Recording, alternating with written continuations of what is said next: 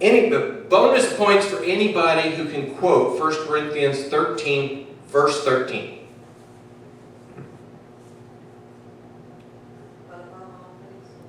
You're getting real close.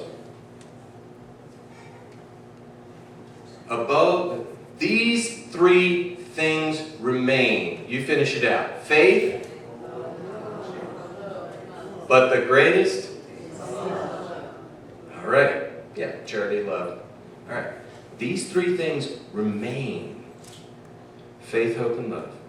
But the greatest of these is love. You know, that whole chapter, we all know it. You know, it's the great love chapter, all that kind of stuff.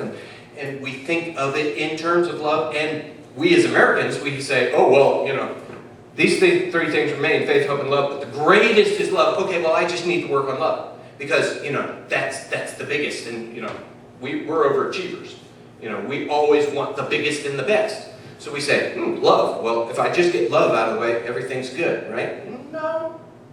That's not what God says. See, that's the problem.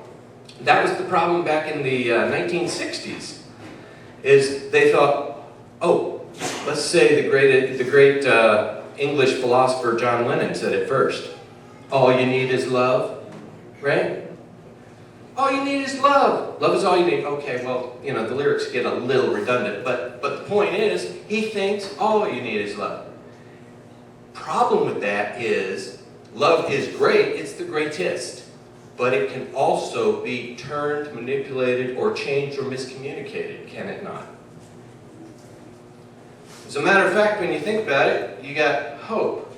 Hope is probably one of the greatest driving forces to a human being that there is.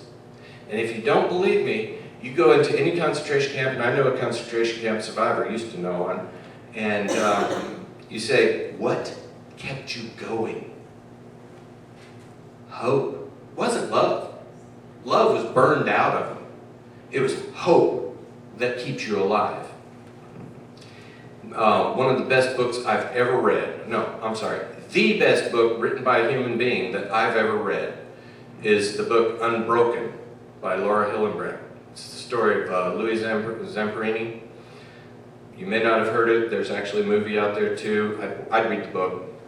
But the bottom line is, you know, throughout this book, everything he did, everything he went through, you go, oh, it couldn't get any worse. And it did. And then you go, oh, well, it couldn't possibly get any worse than that. And it did. And it just, you keep going. How does this guy, how did he make it? How did he survive?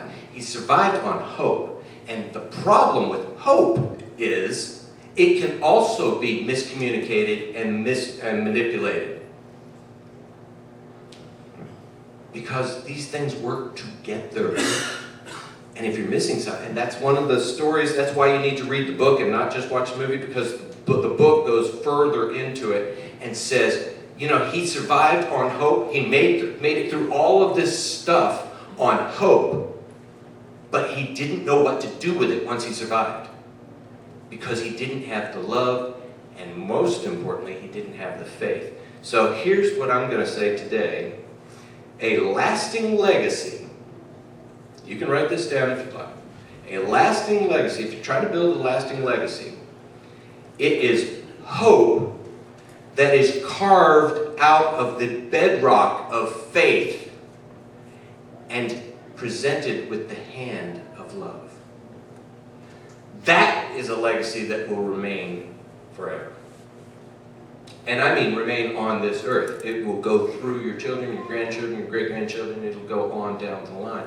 That's what keeps the Christ story alive, is a hope that is carved out of the bedrock of faith and delivered with the hand of love.